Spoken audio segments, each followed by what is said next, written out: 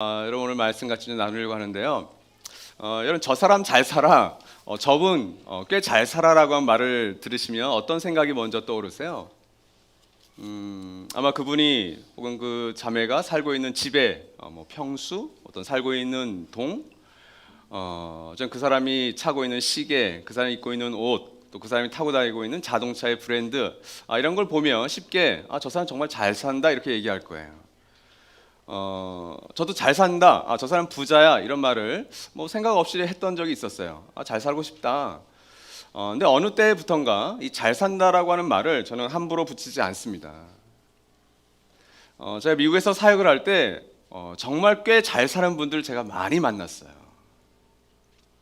사실 유학이라는 것 자체를 사실은 뭐 가난한 분들 가운데서 유학을 오긴 합니다.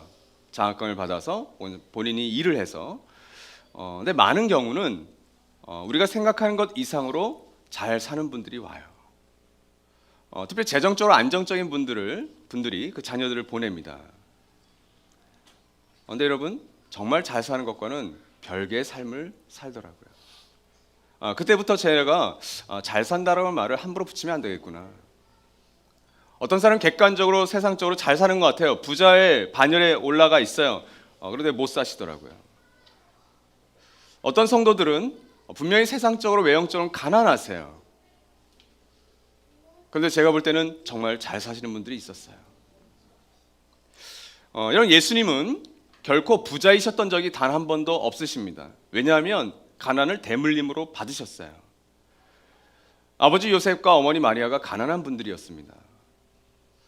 그리고 그분이 평생을 살면서 떵떵거리면서 살았던 적은 단 한 번도 없습니다. 그런데 재밌는 것은 공간복음서를 읽고 요한복음서를 읽다 보면 예수님 곁에는 정말 부자도 있었고요, 그리고 정말 가난한 사람들도 있었다는 겁니다. 그런데 때로 예수님은 부자를 향해서 잘 산다, 그리고 정말 가난했던 두 렙돈을 헌금했던 여인을 향해서도 정말 잘 사는 여인이다 이렇게 칭찬하셨던 것 같아요. 저는 오늘 가난한 인생과의 만남이라고 하는 이 제목을 가지고 여러분에게 누가복음 12장 말씀을 통해 정말 우리가 잘 산다라는 것이 무엇인지, 어쩌면 나는 세상적으로 잘 살고 있다고 생각했는데 나는 정말 가난한 인생이 아니었는지, 아니면 나는 외형적으로 정말 가난한 것 같은데 정말 나는 잘 살고 있는 것은 아닌지, 그것을 함께 좀 살펴봤으면 좋겠습니다. 중요한 것은 예수님은 당신에게 다가왔던, 당신을 만나러 왔던 모든 사람들이 정말 잘 살기를 원하셨다는 사실입니다. 이 주제를 가지고 오늘 누가복음 12장 13절에서 15절 말씀을 먼저 좀 짧게 살펴보려고 합니다. 우리 같이 한번 강약을 보시면서 함께 읽겠습니다. 시작. 무리 가운데서 어떤 사람이 예수께 말하였다. 선생님, 내 형제에게 명해서 유산을 나와 나누라고 해주십시오. 예수께서 그에게 말씀하셨다. 이 사람아, 누가 나를 너희의 재판관이나 분배인으로 세웠느냐? 그리고 사람들에게 말씀하셨다. 너희는 조심하여 온갖 탐욕을 멀리하여라. 재산이 차고 넘치더라도 사람의 생명은 거기에 달려있지 않다. 저는 여기에 등장했던 이름 없는 무명의 한 사람이 정말 잘 살고 싶어서 예수님을 찾아왔던 것 같아요. 그리고 예수님께 요청합니다. 그리고 예수님께서는 그 요청을 사실은 거절하십니다. 그리고 예수님은 다시 요청하십니다. 먼저 첫 번째로 여러분, 이 한 사람의 구체적인 요청이 13절 말씀에 잘 나와 있습니다. 이렇게 얘기하죠. 선생님, 나의 형제에게 명해서 유산을 나와 나누라고 해 주십시오. 이 사람의 부탁이었습니다. 저는 이 사람이 수많은 사람들, 즉 무리에서 떨어져 나와 예수님을 1대1로 만난 것 자체는 정말 선한 동기, 좋은 동기라고 생각합니다. 무리 속에 숨지 않고 자신의 구체적인 요청을 가지고 예수님을 만나러 왔습니다. 그러니까 이 유산을 나누는 문제는 자기의 힘으로 풀 수 없다라는 걸 아마 알았겠죠. 그래서 예수께서는 이 문제를 풀어주실 거다라고 요청한 거죠. 구체적인 상황은 성경이 알려주지 않습니다. 근데 우리가 유추해 볼 수 있다면 그는 장자는 분명히 아니었을 겁니다. 왜냐하면 성경에도 유대 사회에서는 장자는 그 재산에 대해서 사실은 확보된 퍼센테이지가 있었어요. 아마 이 친구는 차남이거나 삼남이거나 아마 아우였던 것 같습니다. 아마 그 형이 이 모든 재산을 아마 가지려고 했던 아마 욕심을 부렸을 수도 있겠죠. 다만 다른 형제들에게도 유산은 공정하게 돌아가는 것이 유대인의 법이었습니다. 그 유산의 분배가 제대로 되지 않자 이 사람의 입장에서는 이 문제가 바로 풀려야만, 이 문제가 공평하게 풀려야만 자기가 잘 살 수 있다고 생각했겠죠. 그래서 그 문제를 가지고 예수님께 찾아왔습니다. 이 유산 문제와 관련해서 예수님의 대답은 뜻밖이었습니다. 예수님은 냉철하게 거절해 버리십니다. 이거 14절 말씀이죠. 나를 재판관이나 분배인으로 생각하지 말라 이거예요. 재판관이라는 것은 뭐 저지, 재판인입니다. 분배인이라는 것은 디바이더라고 하는 뜻인데 성경에 딱 한 번 여기에 등장합니다. 물건을 나누어 주는 사람이에요. 이런 예수께서는 자신의 구체적인 아픔과 어떤 문제를 가지고 찾아왔던 이 사람의 좋은 동기를 알고 계심에도 불구하고 냉정하게 거절해 버립니다. 무슨 의미일까요? 예수를 재판관이나 분배인, 즉 어떤 한 가정의 재산 문제, 유산 문제를 푸는 정도로 나를 그렇게 생각하지 말라고 하는 그런 마음이 여기 담겨 있는 것 같습니다. 내가 규정하는 그 예수라고 하는 사람으로 나를 규정하지 마, 냉정하게 거절해 버립니다. 여러분, 지난주에도 우리가 사랑하는 종의 어떤 회복을 위해서 나왔던 백부장, 이방인을 살펴봤잖아요. 한 과부의 죽었던 아들을 살렸던 장면도 봅니다. 어린 소녀를 죽었다가 살린 것도 봅니다. 한센병자들, 수많은 병자들을 고쳤습니다. 귀신을 다 물러가게 고쳤습니다. 근데 여러분, 유산을 나누는 이 정도야 그 형을 불러다가 예수께서 권위 있는 말씀으로 이 사람도 예수님을 랍비 혹은 선생님이라고 생각했거든요. 얘기해 주면 되잖아요. 너무나도 쉬운 문제입니다. 중풍병자에게 일어나 너희 것을 가지고 걸어가라, 이거보다 훨씬 쉬운 겁니다. 얼마든지 예수님 그렇게 하실 수 있어요. 근데 여러분, 유산 문제를 공평하게 나누어서 이 남자가 원했던 그 바를 이루어 주는 것이 그 사람이 정말 잘 살게 되는 거라면 아마 예수께서 그렇게 해 주셨을 것 같아요. 그러나 이 사람의 요청대로 예수님은 그렇게 하지 않으십니다. 우리가 볼 때는 정말 냉정하게 거절해 버리시죠.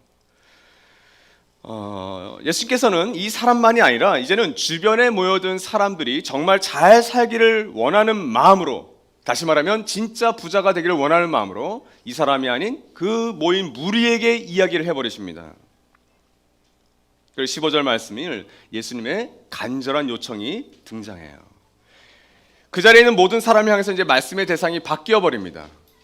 왜 그랬을까요? 이 한 사람만의 문제가 아닌 사실은 예수님을 둘러싼 제자들과 예수님을 둘러싼 이 무리들이 안고 있는, 모든 사람들이 안고 있는 실존적인 동기를 주님께서는 밝혀주고 계시는 거예요. 다루시는 거예요.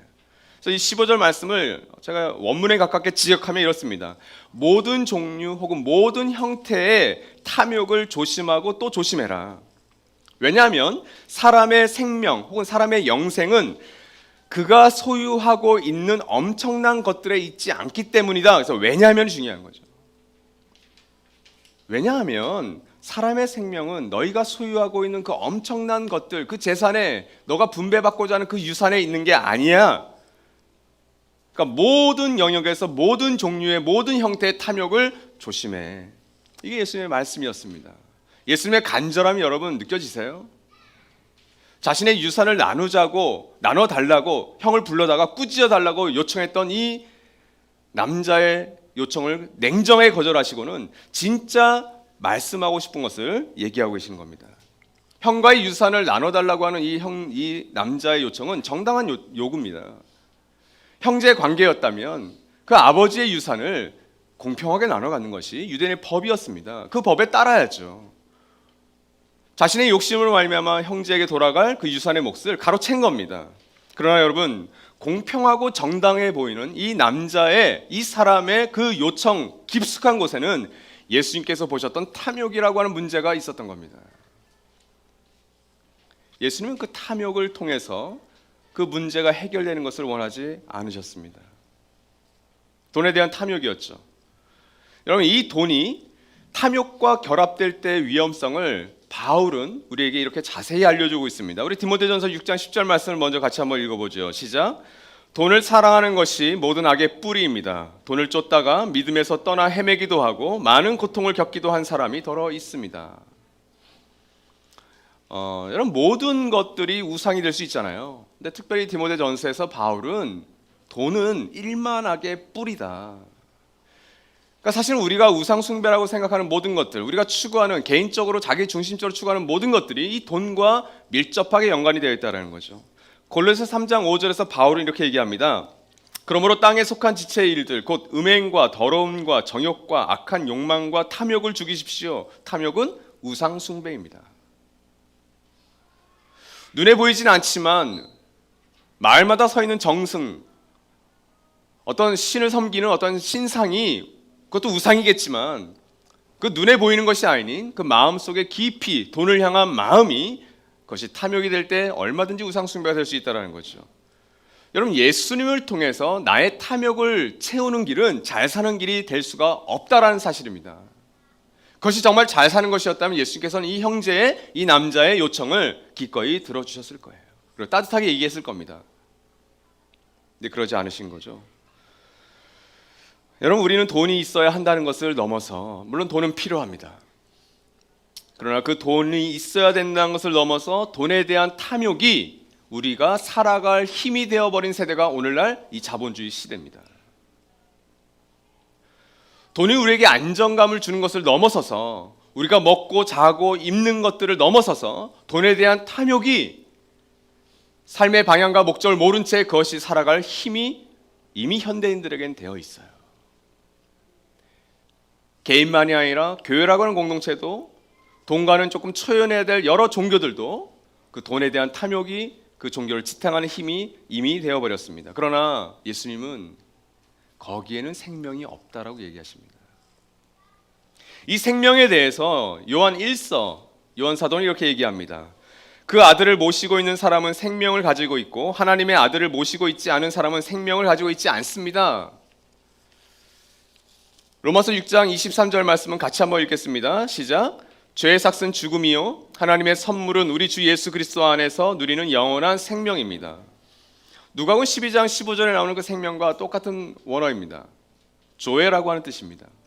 육체적인 심장이 뛰어서 뛰는 생명이 아니라 하나님으로부터 영적인 생명을 예수님은 조에라고 하는 단어로 표현하셨어요.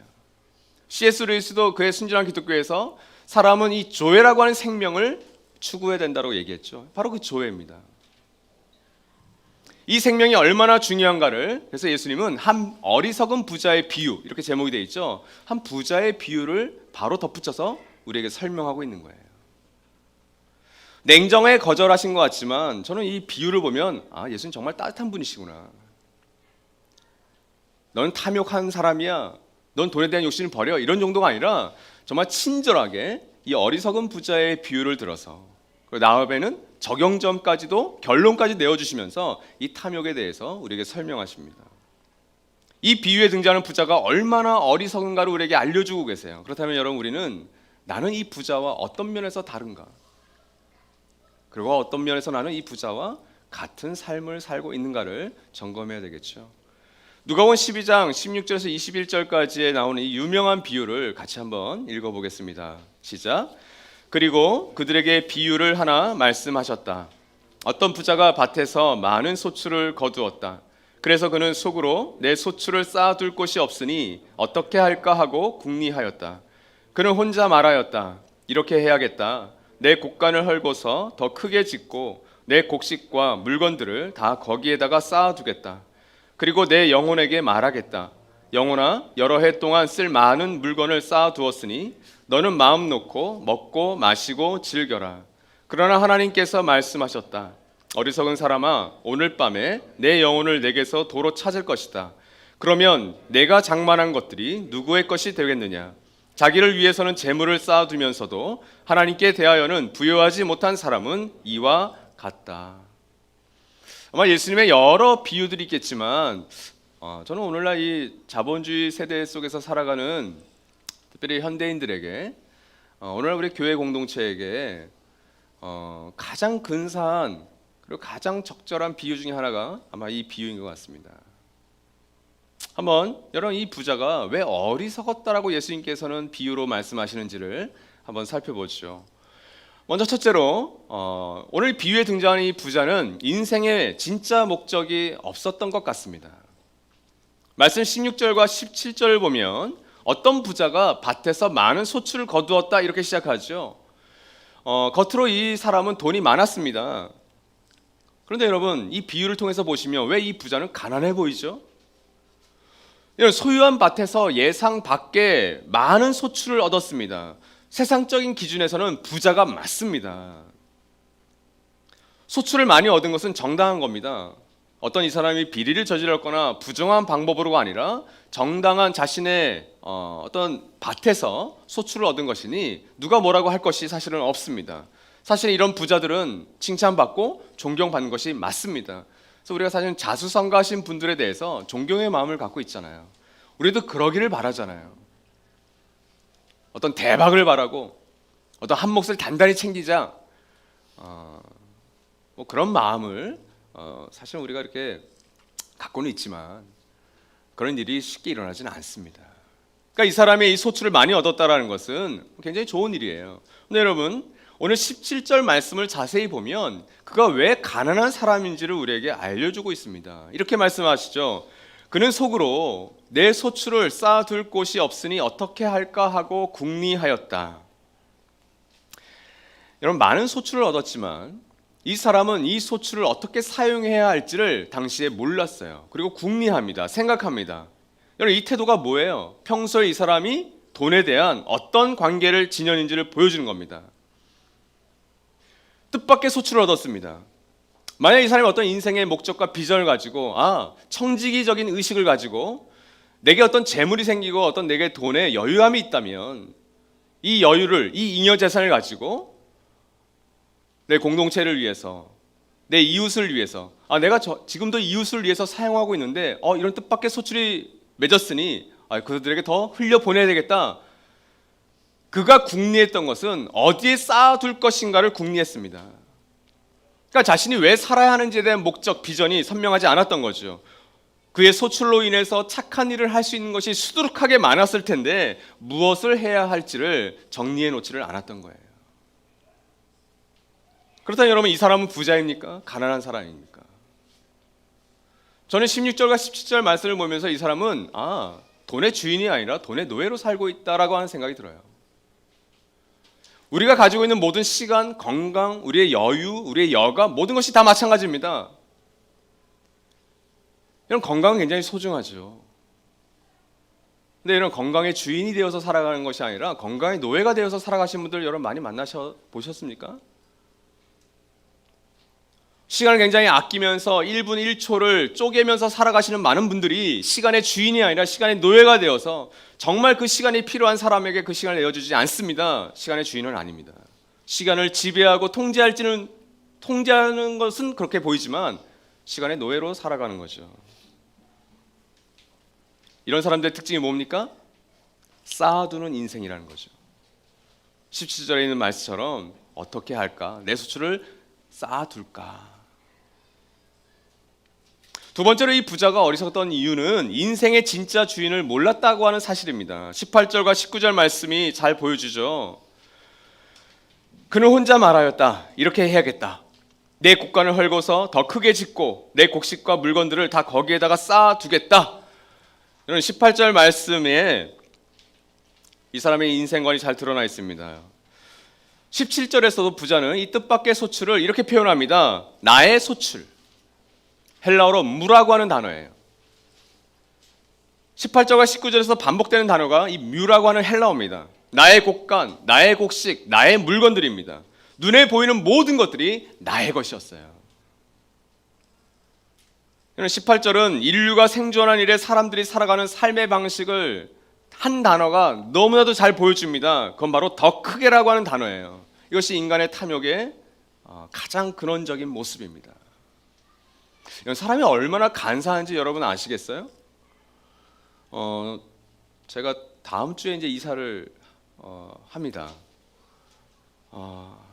기뻐요. 갑자기 집을 나가게 됐다가 정말 은혜로 찾았어요. 근데 여러분, 저희가 분당으로 처음 내려왔을 때 그 당시에는 저희 넷째가 없었으니까 저희 5인 식구가 살았던 집이 정확히 15평이었어요. 더 놀라운 것은 그 15평 집에서 저희 순회 가정교회가 16명, 17명씩 모였다는 거죠. 어른만. 그 투룸에서 한 10몇 명 되는 아이들 다 가둬놓고 가정교회를 하기 위해서 그 집을 구했었어요. 독특한 T자 모양의 집을, 그 좁은 그 마루에서 2년을 살다가 지금 살고 있는 집으로 왔을 때 저희 가정교회 식구들 다 놀랬어요. 목사님, 집에서 숨바꼭질을 해도 되겠어요? 아니, 그냥 지금 27평, 8평 돼요. 오늘은 제 마음에 어떤 마음이 있는 건 줄 아세요? 야, 다시는 그 15평으로 못 돌아가겠다. 더 크게, 더 넓게. 그래서 여러분, 높은 뜻 승인교회 김동호 목사님 그런 말씀 하셨잖아요. 아파트 평수를 넓혀가면서 살아가는 인생의 특징을 딱 한마디로 화장실 숫자가 늘어나가는 거라고. 여러분은 화장실 몇 개 집에서 사십니까?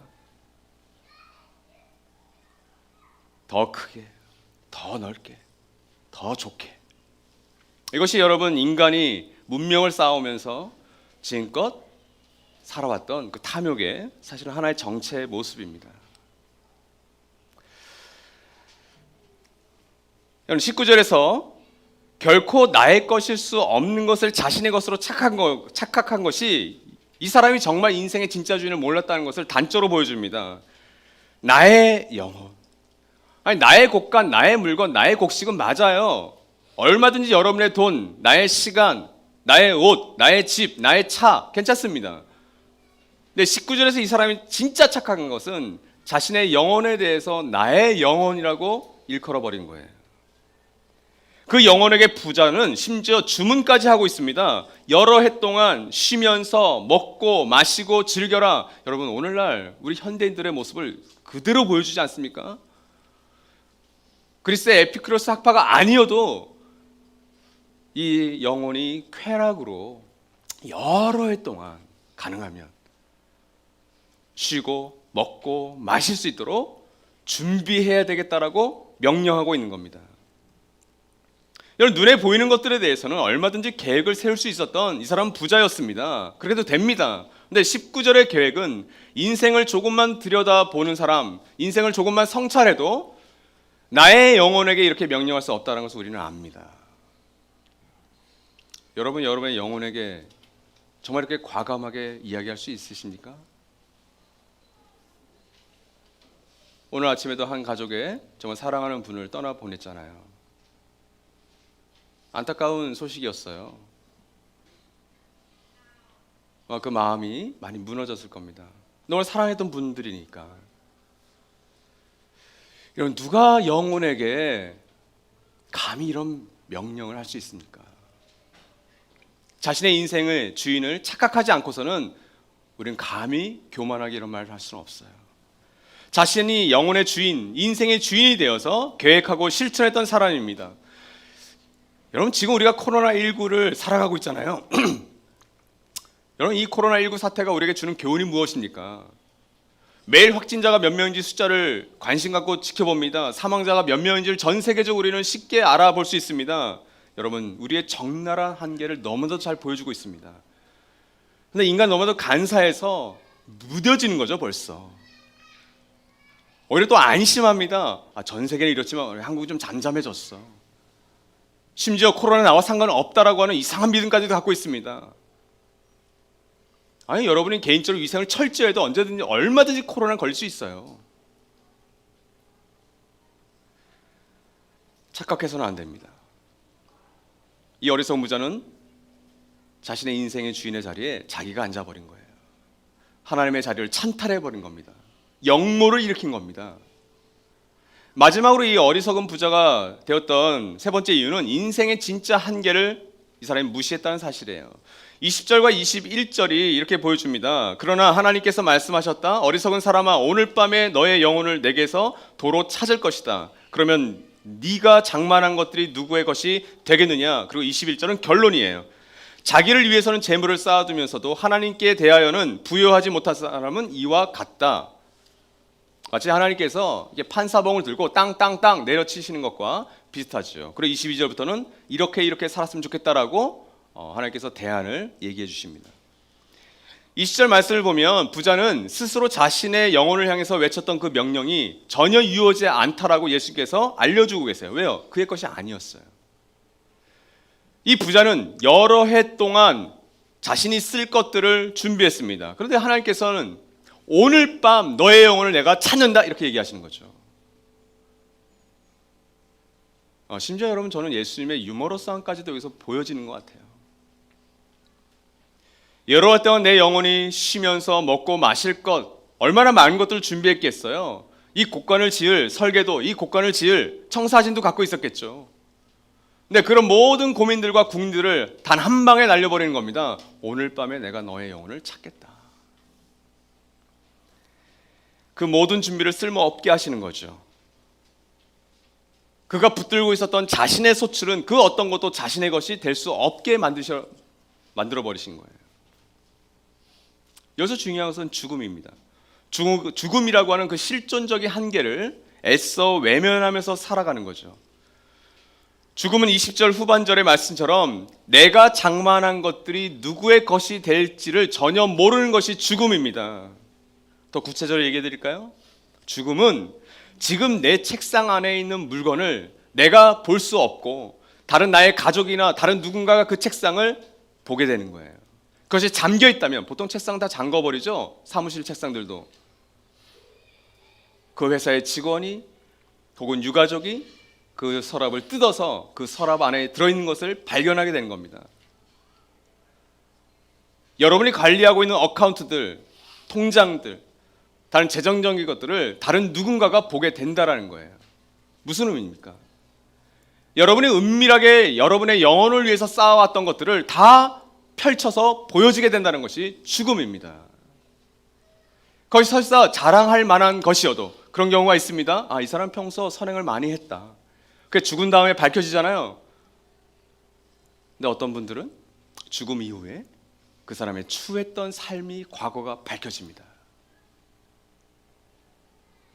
내가 알았던 그 사람이 아니다, 이런 평가를 받기도 하죠. 그게 죽음입니다, 여러분. 여러분의 책상 속에 들어있는 것, 여러분의 어카운트들, 그것들에 대해서 정말 자신하고 계십니까? 그걸 누군가가 정말 본다면 여러분 당당하실까요? 코로나19를 지나면서 매일매일 확진자와 사망자의 숫자를 우리가 접하면서 살아갑니다. 죽음에 대해서 사실은 선명하게 알아가고 이해하고 느끼게 되는 절호의 기회입니다.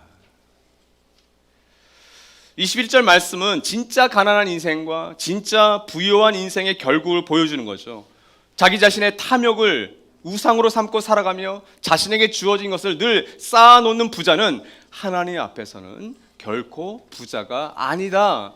오히려 그는 어리석다라고 하나님께서 평가하고 계십니다.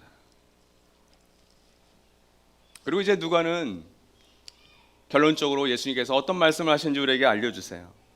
우리가 예수를 만나 진짜 잘 사는 부자로 사는 방법을 이제 예수께서 알려주십니다. 그것이 누가복음 12장 22절에서 31절까지에 나와 있는데 시간 관계상 이 말씀을 읽지 않아요. 여러분 집에서 시간을 내어서 이 말씀들을 읽어보십시오. 다만 그 결론 부분을 32절에서 34절까지를 여러분 같이 한번 읽고 세 가지 적용점을 한번 찾아봅시다. 우리 32절부터 34절 같이 읽죠. 시작. 두려워하지 말아라 적은 무리여, 너희 아버지께서 그의 나라를 너희에게 주시기를 기뻐하신다. 너희 소유를 팔아서 자선을 베풀어라. 너희는 자기를 위하여 낡아지지 않는 주머니를 만들고 하늘에다가 없어지지 않는 재물을 쌓아두어라. 거기에는 도둑이나 좀의 피해가 없다. 너희의 재물이 있는 곳에 너희의 마음도 있을 것이다. 이것이 예수님께 찾아와서 간절한 요청을 했던 한 사람과 그에 대해서 또 그 무리에 대해서 어리석은 부자를 비유를 들었던 예수님의 결론 부분입니다. 그러나 여러분, 예수께서 이 말씀에서 말씀하듯 참된 부자로 우리가 살아가기 위해서 세 가지 점을 좀 기억합시다. 첫째로는 너희는 이미 받은 것을 기억하라고 하세요.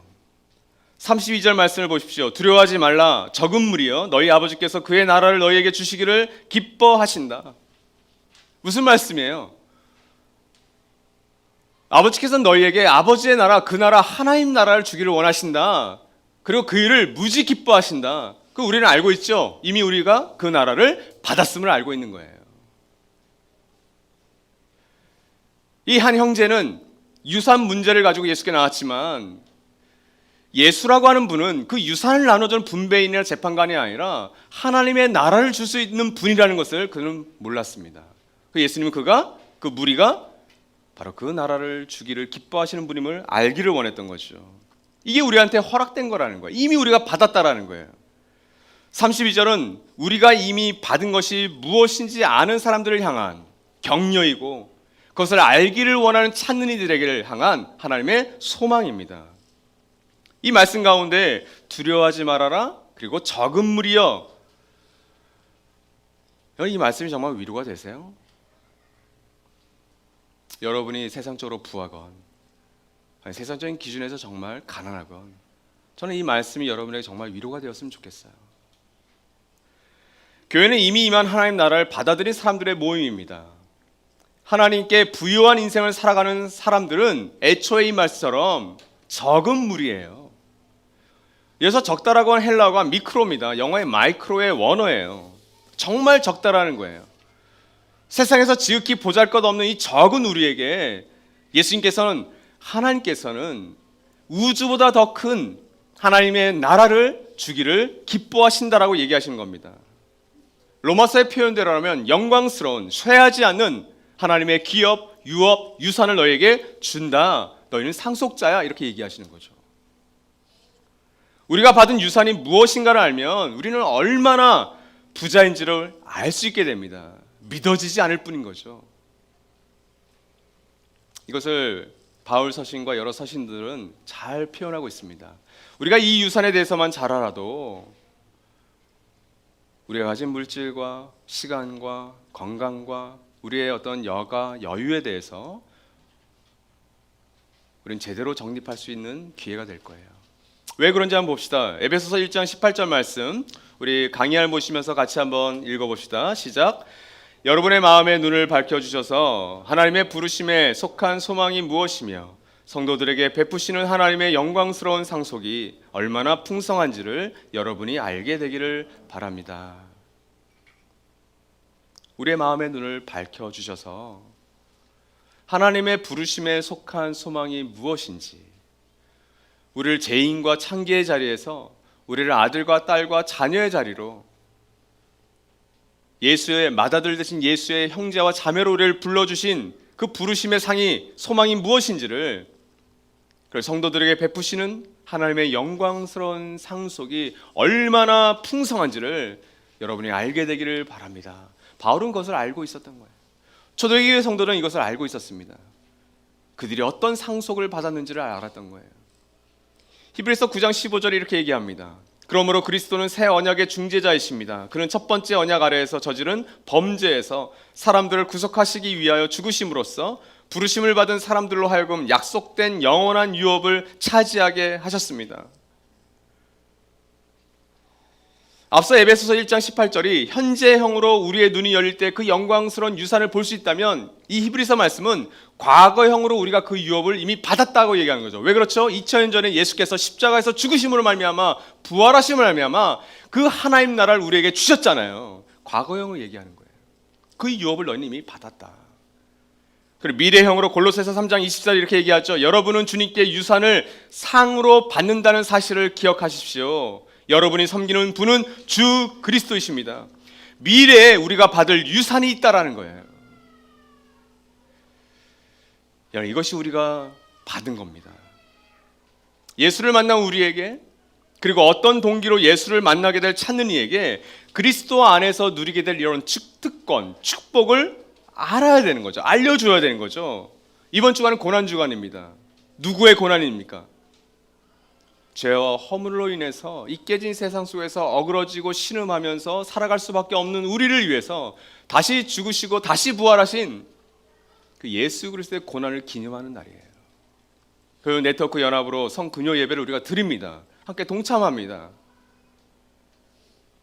마치 우리가 사랑하는 아버지, 어머니, 조부모님의 그런 제삿날처럼, 그 추모일처럼 기념하는 거죠.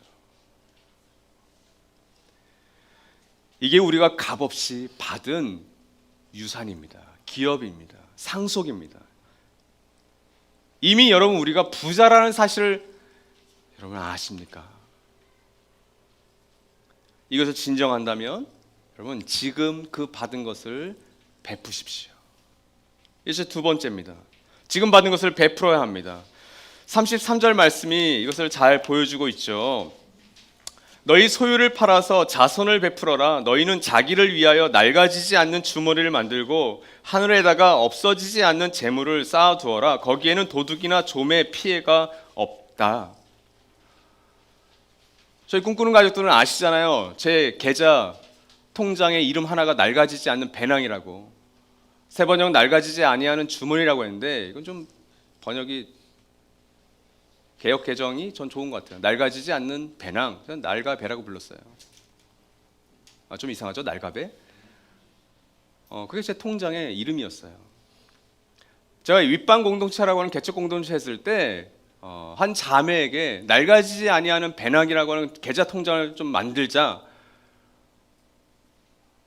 시티은행, 신한은행, 하나은행, 국민은행 한 5개를 만들었어요. 그래서 지금도 그건 다 이제 클로즈 시켰지만 제 은행 계좌 중에 하나는 제 이름을 이렇게 지어놨어요. 낡아지지 아니하는 배낭. 그래서 내가 누군가에게 지정을 보내거나 누군가에게 밥을 사거나 하는 것은 다 이 재정에 나갑니다. 그 이 재정의 잔고는 제 아내도 몰라요. 늘 알려달라고 그래요. 저희 목자들도 이렇게 찔러요. 목사님, 이번에 이사 가실 때 꼭 건조기는 하나 사모님께 사드리세요. 아니 그만한 돈도 없고 그런 거 사려고 하는 만든 잔고는 아니에요. 그건 월급 받아서 아껴서 사면 되는 거고. 여러분 너무 근사하지 않습니까? 여러분 어리석은 부자가 그 소유를 쌓는 인생이었다면 하나님께 부여한 인생은 그 소유를 팔아서 베푸는 인생입니다. 어리석은 부자는 자신을 위해서 곳간에 소출을 쌓았죠. 근데 하나님께 부여한 인생은 그것을 하늘에 쌓았다라고 표현합니다. 이건 교회 헌금 그래서 많이 해라, 이따위 천박한 이야기는 아니에요, 여러분. 여기서 말하는 자선을 베풀을 할 때 자선은 교회 안과 밖을, 특히 교회 밖을 향해서 흘려보내는 구제를 의미하는 단어입니다. 어디 이 말씀을 가지고 교회 헌금 많이 해라, 이건 말이 되지 않는 거예요, 여러분. 청지기로서 우리가 이미 받은 것들과 누리고 있는 것들을 쌓아두면 오늘 이 말씀에서는 도둑과 좀의 피해가 생긴다고 합니다. 야금야금 세워나간다는 거예요. 놀랍게도 이건 영적인 법칙입니다. 특히 구약을 통해서 재발견해야 될 근사한 법칙이에요. 특히 잠언은 베푸는 것과 관련해서, 구제와 관련돼서 자선에 대해서 잦은 빈도로 우리에게 알려주고 있습니다. 잠언은 경제 생활을 하는 우리에게 정말 많은 정말 금쪽 같은 잠언들을 줘요. 이런 말씀도 있어요. 심지어 투자를 할 때는 늘 분산해서 투자해라. 우리에게 꼭 필요한 실체적인 거 아닙니까? 그러나 베푸는 것에 대해서 굉장히 많이 언급하고 있습니다. 그 중에 몇 개만 소개할게요. 엊그제 읽었던 제가 잠언 21장 말씀이 이것들 잘 이렇게 설명하고 있더라고요. 21장 3절 말씀입니다. 같이 한번 읽죠. 시작. 주님께서는 정의와 공평을 지키며 사는 것을 제사를 드리는 일보다 더 반기신다.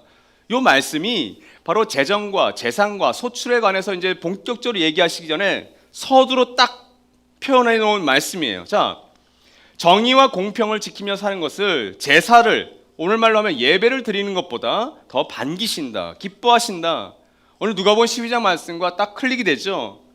예배보다 중요한 것이 정의와 공평, 모든 영역에서 그렇다라는 겁니다. 그리고 이것은 구약의 레위기의 혹은 신명기의 정신과도 같이 맥을 합니다.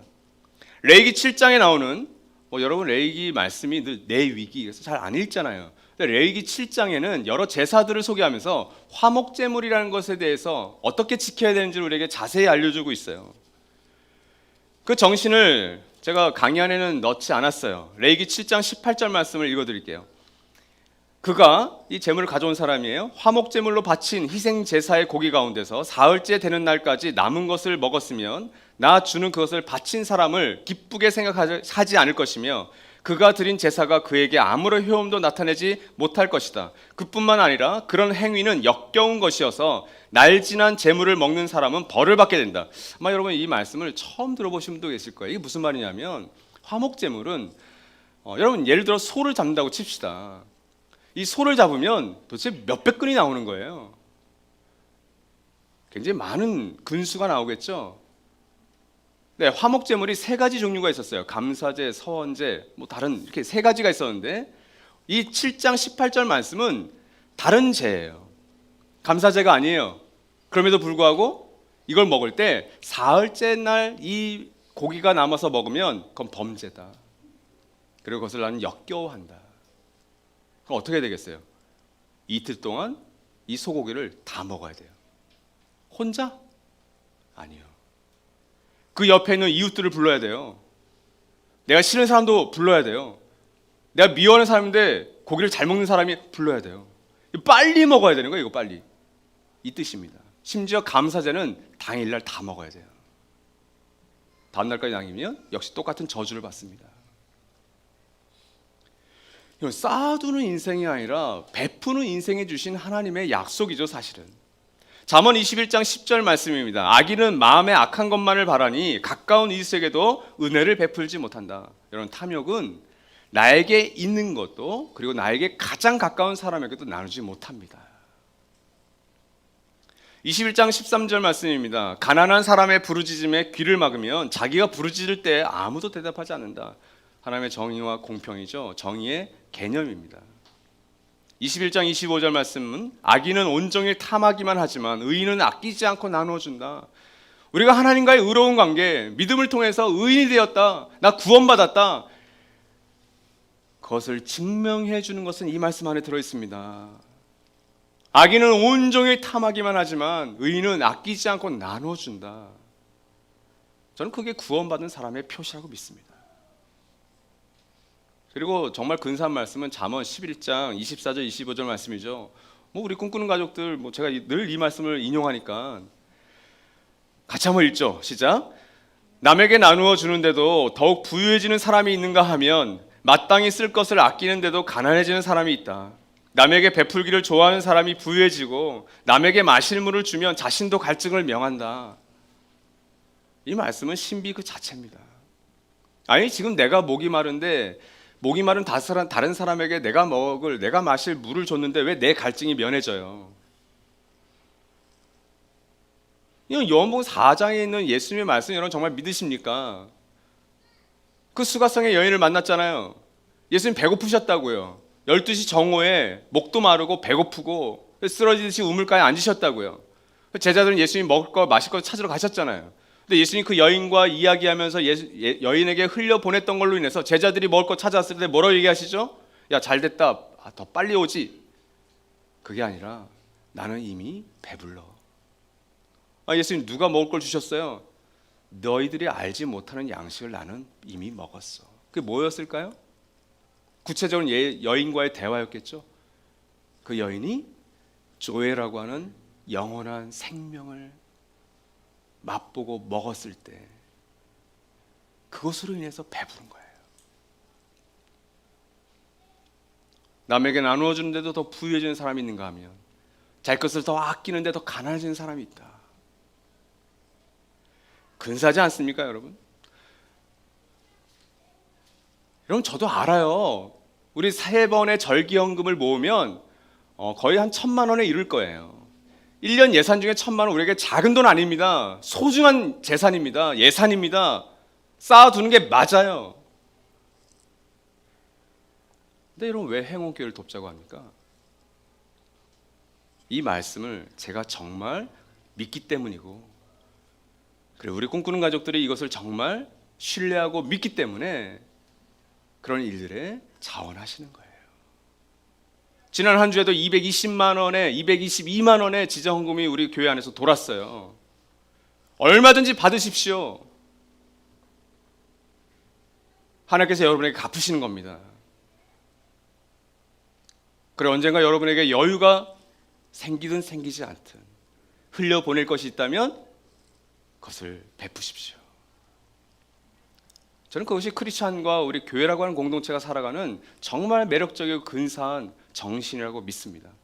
아마 기독교를 개독교라, 목사를 먹사라, 그리고 코로나19 상황에서 이 교회를 이상한 눈으로 바라보고 있는 사람들이 이 레위기와 신명기와 잠언과 이 누가복음 12장의 말씀을 정말 알고 그것을 실천하는 교회와 크리스찬을 만난다면 여러분 교회는 10년, 20년, 아니 50년 후에 분명히 인식이 달라질 거라 저는 소망해요.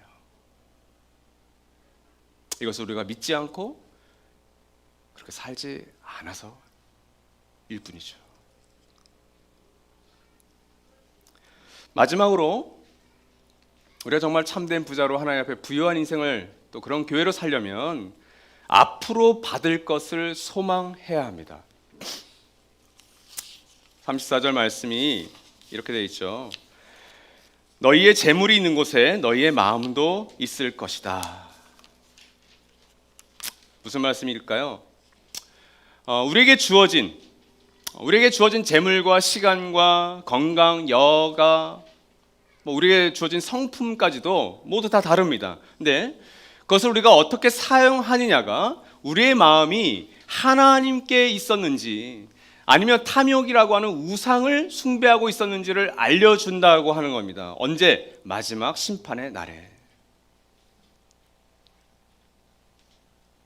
그래서 우리가 받을 것을 소망하라고 이야기하는 거예요. 초대교회 공동체가 자신들의 잉여 재산을 아낌없이 베풀 수 있었던 이유는 임박한 종말론 때문이었습니다. 종말이라는 단어가 굉장히 오염되어 있지만 여러분 균형 잡힌 건강한 종말론은 초대교회의 독특한 특징이었습니다. 건강한 종말론은 현실을 외면하거나 현실을 도피하지 않습니다. 오히려 마지막 때를 소망하기 때문에 지금 주어진 현실에서 내가 두 발을 딛고 살아가는 그 땅 위에서 하나님의 다스림으로 하나님 나라의 질서로 그 깨어진 세상을 회복하는 일에 동참합니다. 자신이 가진 시간과 물질과 건강을 가지고. 왜 그렇게 살아갑니까? 앞으로 받을 것을 진짜 소망하기 때문에 그래요. 앞서 죽음이 여러분이 어떻게 살아왔는지를 그 책상을 통해 그 감춰진 계좌를 통해 지금까지 여러분이 써왔던 신용카드의 목록을 통해 보여준다고 말씀드렸죠? 마찬가지입니다. 우리가 소망에 분명해지면 내가 쓸 것에 대해서 한 걸음 한 걸음 조심스럽게 나아갈 수밖에 없게 되겠죠. 그래서 이렇게 말씀을 연구하다가 야고보서 말씀이 이걸 진짜 잘 보여주네. 그래서 야고보서 말씀을 같이 좀 실었어요. 근데 여러분 기억하십시오. 여기서 말하는 부자들은 외형적인 돈이 많은 부자들만 이야기하는 건 아닐 겁니다. 나에게 돈은 많이 없어도 다른 누군가에게 베푸는 것을 인색하는 내 시간, 내 건강, 내 여가, 이건 내 울타리야. 모든 부자들을 함께 일컫는 것 같아요. 그러나 1차적으로는 돈이 많은 부자들이 많습니다. 같이 한번 읽어보죠. 시작. 부자들은 들으십시오. 여러분에게 닥쳐올 비참한 일들을 생각하고 울며 부르짖으십시오. 여러분의 재물은 썩고 여러분의 옷들은 좀 먹었습니다. 여러분의 금과 은은 녹이 슬었으니 그 녹은 장차 여러분을 고발할 증거가 될 것이요 불과 같이 여러분의 살을 먹을 것입니다. 여러분은 세상 마지막 날에도 재물을 쌓았습니다. 보십시오. 여러분의 밭에서 곡식을 벤 일꾼들에게 주지 않고 가로챈 품삯이 소리를 지르고 있습니다. 그래서 그 일꾼들의 아우성 소리가 전능하신 주님의 귀에 들어갔습니다. 누가복음 12장 누가와 이거 상이한 것도 아닐 텐데 누가복음 12장에 있는 그 말씀과 너무나도 여러분 맥을 같이 하죠. 레위기, 신명기, 잠언의 말씀과도 같이 맥을 합니다. 왜 야고보는 이 말씀을 초대교회 성도들에게 나누어만 했을까요? 정말 그 부자들을 향해서 경고했던 겁니다. 말씀 한 구절 한 구절들이 하나님 앞에 부여하지 못한 인생으로 살았던 수많은 사람들에게 그 가장 깊숙한 패부까지도 찔러 들어가는 날선 검과 같은 그의 영혼과 골수와 관절과 근력 다 쪼개버리는 살아있는 하나님의 말씀이 되었겠죠. 이 말씀 앞에 자유로운 사람 단 한 명도 사실은 없습니다. 오늘 이 누가복음 12장에 등장했던 어리석은 부자를 향한 말씀과 거의 비슷하지 않습니까? 기억하십시오. 우리가 사용하는 재정의 습관이 우리가 진짜 무엇을 소망했는지를 가장 잘 보여주는 하나의 샘플이 될 겁니다. 우리 사랑하는 꿈꾸는 가족 여러분, 특히 우리 미디어 예배로 함께 참여하고 있는 우리 가족 여러분, 또 우리 손님과 찾는 이 여러분, 우리가 이미 받을 것과 우리가 이미 받은 것에 대해서 그 일부분이라도 진짜 믿고 있다면 그 엄청난 유산을 정말 조금이라도 깨달았다면